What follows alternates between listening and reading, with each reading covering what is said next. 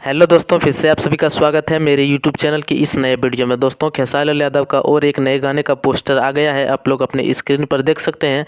गाने का नाम है कमर की कमाई और इस गाने को लिखे हैं अखिलेश कश्यप जी, म्यूजिक है रोशन सिंह का।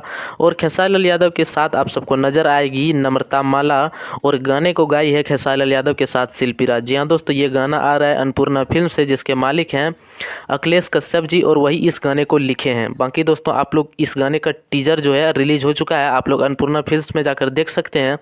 और टीजर को देखने के बाद एक बात पता चलता है कि गाने की जो क्वालिटी है वो बहुत ही तगड़ी है।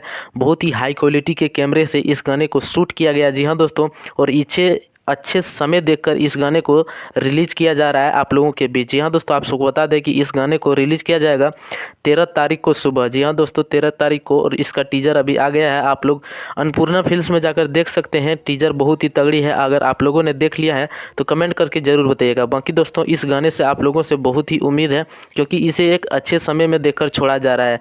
अभी और एक खेसारी लाल यादव का गाना आया है, जिस गाने जो कि रंग दे बसंती के गाने हैं, वो SRK म्यूजिक से आया है।